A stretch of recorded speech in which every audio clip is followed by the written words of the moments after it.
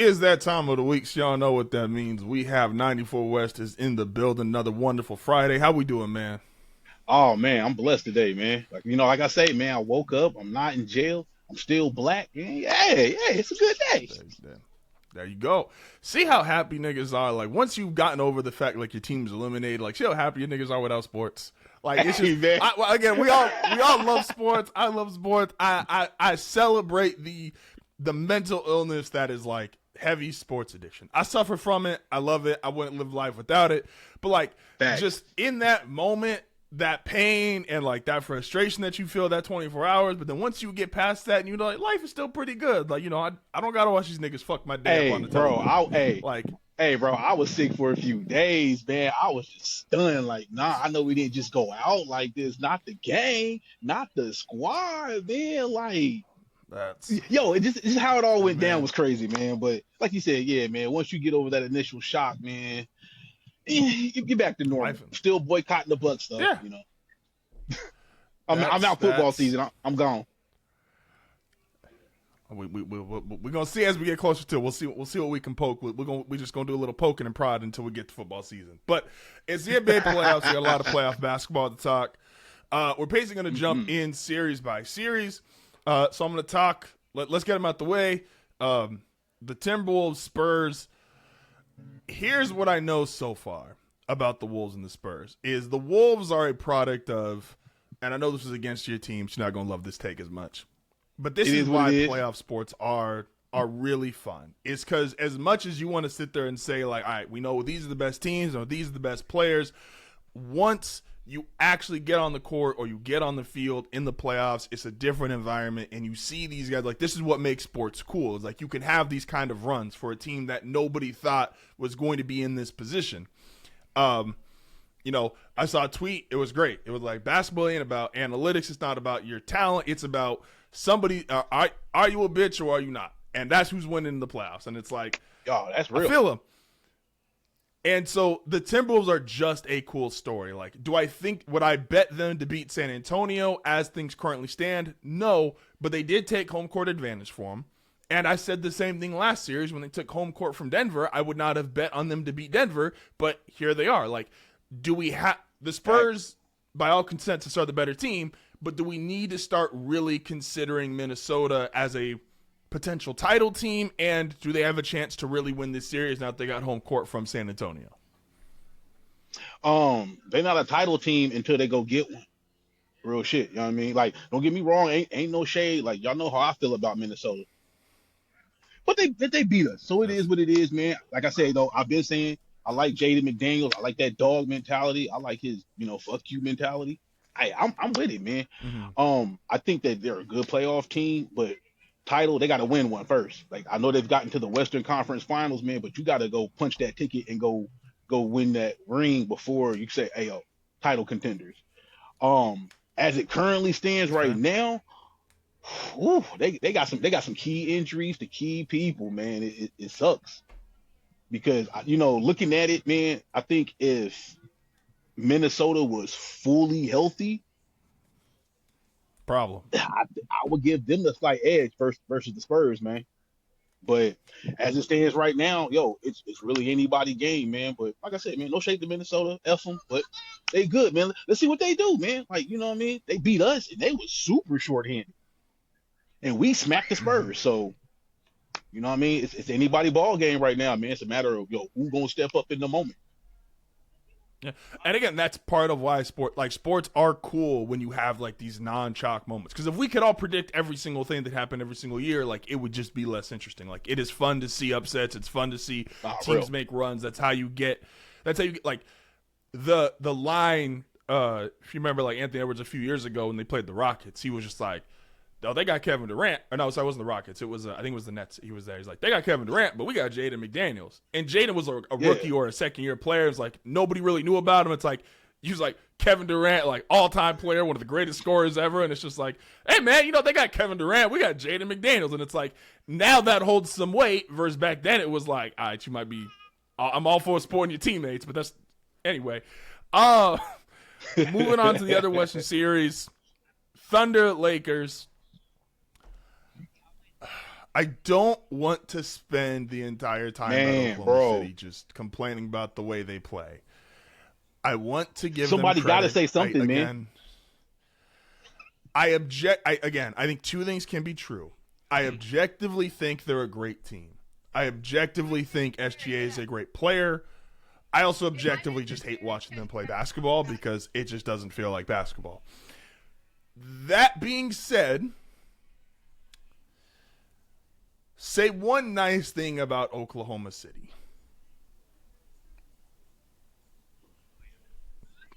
My bro lived there.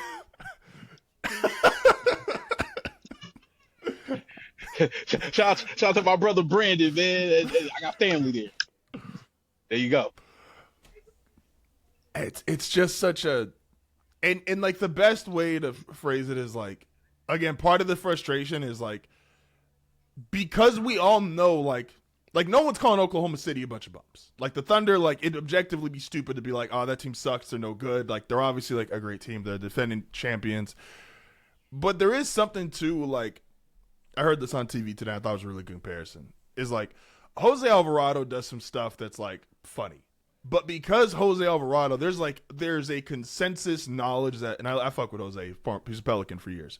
He's not one of the best players in the league. Like he is a hustle guy, he is an effort guy. Like he has to do those things, like hiding out on the sideline and trying to steal the ball. Like he's got to do some of that stuff to stay in the league. So you accept it more because you know he's limited. Versus if Gary Payton, maybe the best on-ball defender in the history of the sport, was doing it, you'd look at him and go like, all right, bro, what are you doing? Like you can lock somebody up. You don't have to do this extra stuff. Like, is that really, like, do you think that's a fair frustration, that the fact that because we know SGA Gutchen get 25 plus a night, I believe that, even without doing the foul shit. And that's what makes it frustrating, that he does like the theatrics with the foul shit.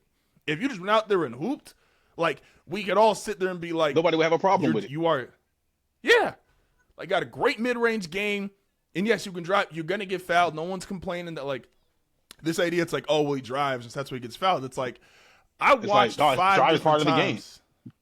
Yeah, and I watched 5 different times just in the first quarter him jumping up and doing this awkward motion immediately because he realized, oh, it's not the shot that I want, so I'm gonna fake like somebody just threw a fucking bowling ball at my head from the crowd, like someone just shot me like as soon as I went out. Like, that's what I'm saying, man. Like you said, like, we're not saying that OKC ain't a good team. As much as I hate them, like, yo, they are solid. I'll give them their props. But it's the fouling, bro. And I think what's so egregious is that SGA gets all these foul calls, but Lou Dort can play dirty in a bit, and then all of a sudden the ref's Ray Charles with this shit. Nah, man, let's call a fair game. And you know, maybe it's me, maybe it's the competitor in me. I don't think this is going to stop until teams start really hard fouling this cat, like throwing some elbows to the rib. I agree. You know, random backhand to the face, man, because it's like, yo, well, you know, if he's allowed to target my best player, right? Like the way he hit my man Jokic, if I'm on the court, I'd have teed off on him. I'll take the fine, me the game. Yo, you're not going to go out here and injure my best player. Like, dog, play the game straight up. Fouls happen. Yo, it is what it is, but it's the way they go about this, man. And the refs are just blind eye. Jaylen Brown, you know, talks about it, and the NBA fines him. What? All the men said is like, yo, man, call a fair game. Everybody with eyes can see that OKC gets different whistles than anybody else. And it's like, yo, like what are we doing? Like, did the owners pay for a ring? They greasing a couple of wheels? What's happening? What is happening to the game I love, man? And that's the frustration, man. It's these dirty plays, bro.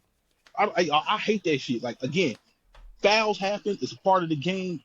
If people don't know, basketball is a very physical sport. Once you get your ass in that paint.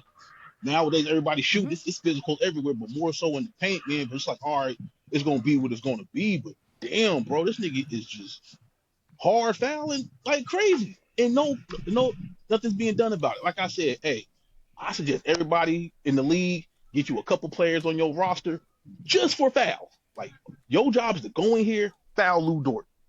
Do what you got to do. Throw that nigga some rib shots. I don't know, man. And then, yo, get out the game. We got you. We'll cover the fine. How else is it going to change? They used to have two centers on. You used to have, like, when Shaq was in his prime, niggas had like the 12th and 13th man on the bench. They would get in the game. You had Hacker Shaq, yeah. Yeah, you got Hacker Shaq. So like, it's like, you know what I mean? Yo, do the same thing. Hacker OKC, man. I'm all for it, man. Yeah. Elbows, tripping, all that. Throw the ball at him. Yo, listen. Like what? It's like, I just want it to be like, if you want to make the most physical game ever, cool. Just make it both ways. Like, if y'all want to say, that, like, hey, we're going to allow you to play extra physical, cool. If you want to say, hey, if everybody there, and again, I agree that, like, egregious stuff on superstars is going to be taken a little bit differently.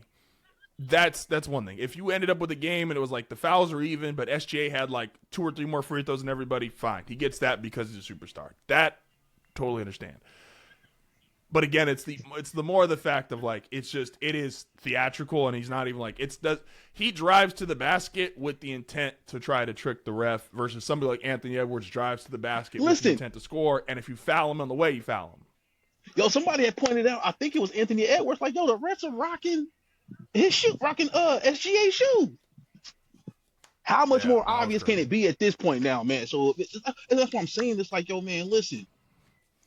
There shouldn't be any bias in the game. Like, of course it's going to happen, but it's like, dog, can we just have a clean game? That's all anybody's asking for. Can we call a clean game on both ends of the team? Like I said, in Lou Dort, these fouls are starting to get super egregious. Like, yo, bro, like, how are you even doing this? Like, how do you even guard like this and foul a person like that? And that's not intentional. Like, everybody will obviously see, like, yo, man, this dude is really doing some hoe shit, man. Let's call it what it is. And that's what's, you know, getting people pissed off about this, because, yo, man, he's injured a couple of people off of this bull. So it's like, hey, man, like I said, like, again, the competitor in me, I wouldn't stand for it. Hey, gang, you got about one more time to do this, and I'm coming to see you, straight up. And I think that's what teams need to do, man, because I don't think the NBA is going to change it, man. 76ers Knicks moving over to the Eastern Conference. At one point in time, I've never been like the biggest Joel Embiid guy. We actually have, like, there's a really funny old argument that Tony Will used to go down to in here years ago of, I was a Giannis guy early, they were Embiid, and Embiid was like, both obviously are great players, they're both all-time players, but I was never into Embiid as much. I just thought Giannis was a better player, and obviously historically I ended up on the right side of that. But there's no denying, like, Embiid is fucking special when he's healthy. Now, he is too unreliable where, like, I fully understand Philadelphia being like, we're embracing Maxey, we're embracing Edgecombe, like, got to. Embiid, you got to. And it's like, but you saw it during that Celtics series, it's like, man, even if it's only 20 minutes at a time, when he's out there, like, you can't mess him. And he has, to be fair, because I'm not a hypocrite, Embiid flops too. And Embiid has suffered for it, because I think Embiid, the difference in SGA flopping and Embiid flopping is about 150 pounds. And I think he's just thrown his big ass on the ground too much. Straight up. And I think he has hurt himself.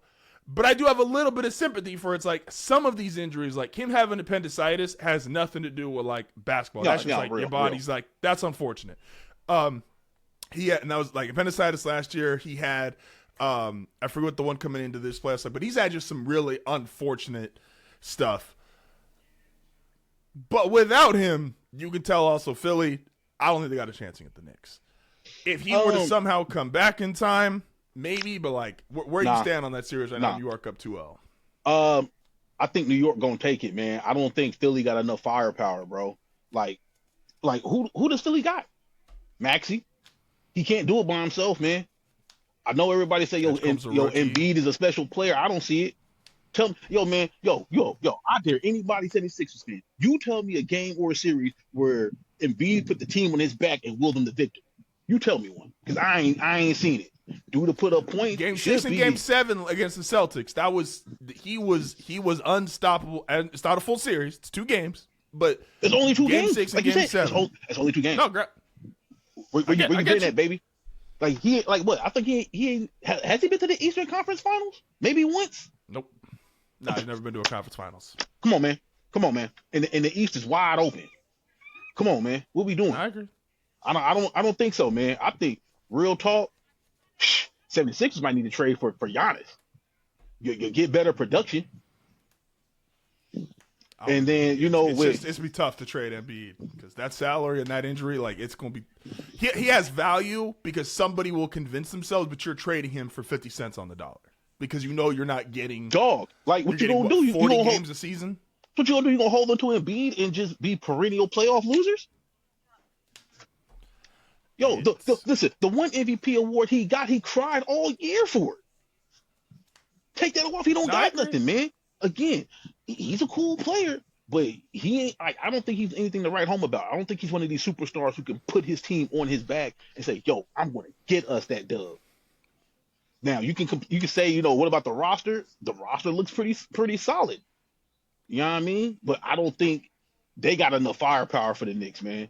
Now with OG Anunoby being hurt, it could shift some things, man. But I just think the Knicks just got that dog mentality, man. Like they trying to send these boys packing home, on to the next round, man. So I think they have a real shot to make the finals. I'm just saying, listen, if OG Anunoby is not out for a long time, bro, wrap 76ers up, man. Get them out of here. Pack them up. Y'all gone. They don't have starting five to mess with the Knicks. They don't got the bench to mess with the Knicks. Knicks is on one right now, man. They feeling themselves. It looks like Cat is starting to really. And we talked about this. I said, for the Knicks to really go there, like, Cat got to tap in, man. He got to tap in and really get things going. And so far, he doing this thing, man. Him, 1,000%. OG Anunoby, Jalen Brunson. All they got to do is just maintain, bro, and they got this. No, 1,000%. And the other thing too was like I said this to Philly earlier in the show is like because contractually you're not going to have if someone comes in and is willing to overpay for Embiid in a trade, fine, then yes, you trade him. But the reality is because he's a super max player because he got paid right after his MVP season. So despite all the injuries, he's making a lot of money.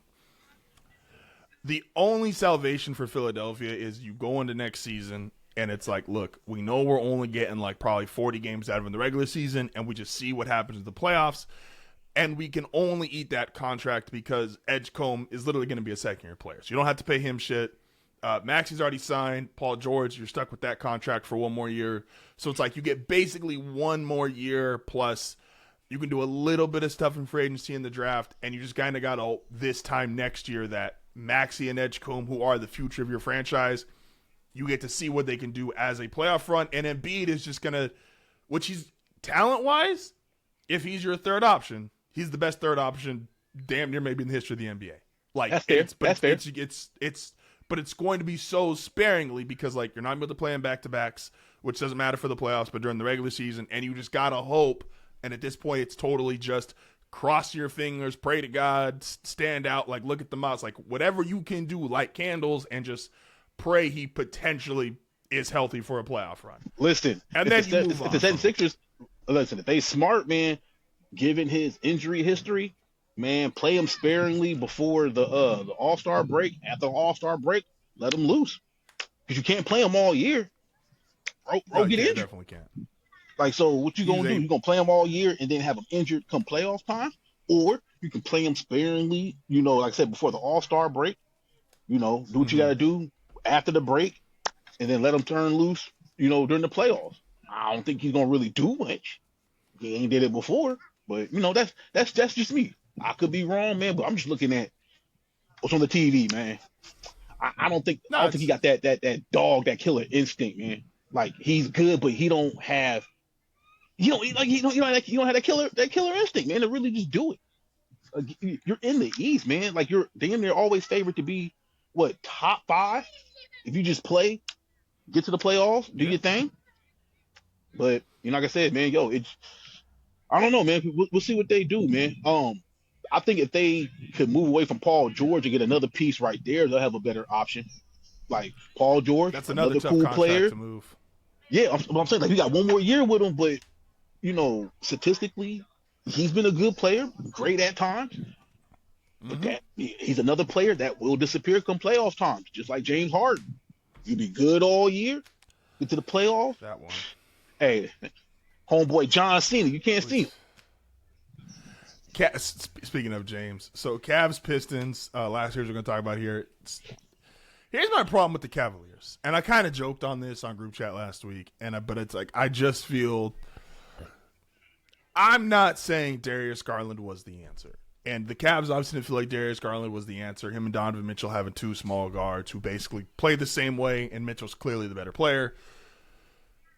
But I also don't think it's a little bit of, I joked, it's a little bit of franchise malpractice if you're clearly a really good regular season team. You have been for the last 3 or 4 years. Mm-hmm.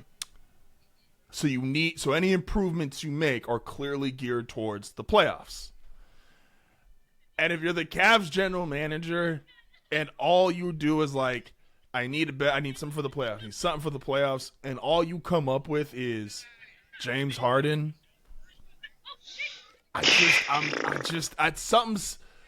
And again, James is an statistically all-time great regular season player. He averaged 35 a game, multiple seasons. He has been an MVP. Like he is, and I always try when I say this is like, because I respect the sport and I respect the athletes. All these guys are in the top 1% of players in the world, and like even like guys on NBA benches would like cook like college teams or high school cook anybody. Teams. That's the crazy part. Yeah, like they're all great.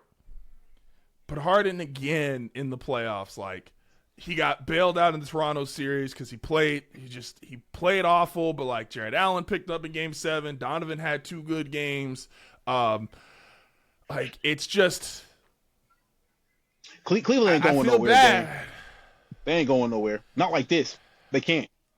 You know, James Harden's been averaging 5 turnovers a game since the playoffs. It's bad. My God, that's just one person. That's just one person. How you gonna win like that, baby? You can't. You put your team in a hole. You know what I mean? You doing just down 0-2. I don't want to say dumb stuff, but it's too many turnovers. Too many turnovers. I don't think James Harden was ever gonna be the answer because why? He's like you said, he's a great player in the regular season. He's spotty in the playoffs, but don't let it. Game 6 and 7s. Oh yeah, you can forget that. Stick a fork in him. He done.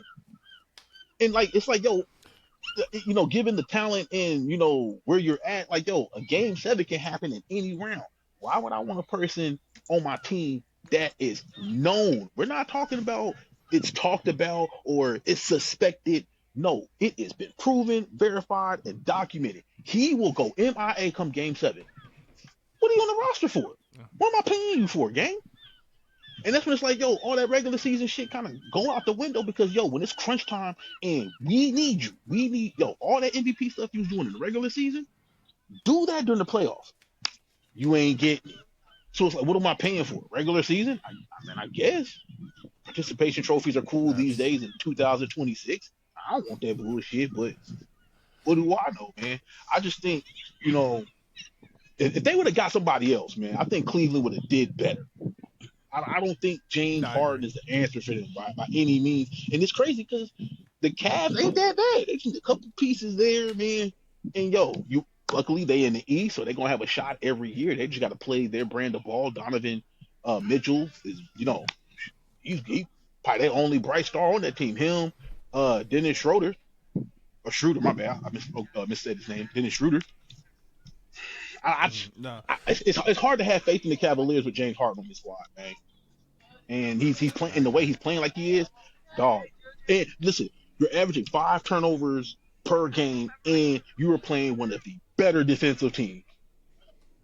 Yeah, that shit ain't gonna bode well for you, gang. Sorry. And again, what? I was like, the Cavs again. It'd be different if I felt like. Because I do think there is value, especially like for depending on the team, like if it's a young team or a team that's trying to have success for the first time in a while. Like James Harden will get you to the playoffs. Like he's a great regular season player still, even at this age. Yeah. But you didn't need that if you were the Cavs. You were already an established again. And I'm not trying to say that Darius Garland, if you just swapped them out right now, he would be having some amazing playoffs. I'm not saying that because I don't know. They obviously didn't feel like that. Cool. But if you're looking for just like that missing piece because you're already one of the best regular season teams, you only need it for the playoffs. Right. James Harden is just a tough sell as a fan to be like, oh yeah, this is what like for example, and then I'll let you finish your point, is like the Nuggets season didn't end the way you wanted it to. But at least when you look at Aaron Gordon and being like, damn, if Aaron Gordon was in the lineup, like that's a realistic piece to sell your fans on hope of like, yeah, if Aaron Gordon was in there, defense is better, the dynamic is like the dynamic's different, like the team has a better chance to win. Like you can go into the next season hopeful, like, all right, we got something. I can't sell my fans on, you know what we're going to do next year to make a great playoff run is James Harden at the end of his career is finally going to do it, guys. 17 years in, we're finally going to have that playoff run. It's like, all right, bro, don't piss on me and call it rain. Nah, man, real talk. That's why I was kind of confused when they signed him. Like, it's like, yo, what are you expecting to do? What are you expecting to get out of this? Because, dog, like, you got a real shot to make some noise in the East, and you're going to add in a person who is not going to give you a net positive for the playoffs. As of right now, he's kind of a net negative. You know what I mean? Like, what do we? No, I don't know. Like I don't know. Maybe you need to be a rocket science to be a GM. Maybe it's a job that's too smart for me. Maybe the owner is playing 4D chess and I'm stuck on 2D. I don't know, man. But I didn't see it. I think there's probably a bang of other players you could have spent your money on. Beef up the bench. You know what I mean? Get some shooters, some defenders. Like, yeah, I could think of many ways you could have spent your money on, but that James Harden move, not it, gang. If he was really that good, yo, then why did the Clippers move on from him? Why did all these other teams move on from him? You know, whatever the situation may be, yo, if he was really that good and really that person who can take your team, your playoff team, and get them to the next level, man, I don't think you bounce around as much as he does. Again, good regular season stats, man, but again, what good is all that when come crunch time, you MIA?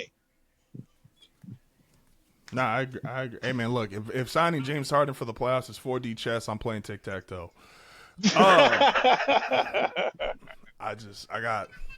Hey, man, no, appreciate you as always. Have a happy Friday. Have a happy weekend. Hey, hold on. You say something real quick.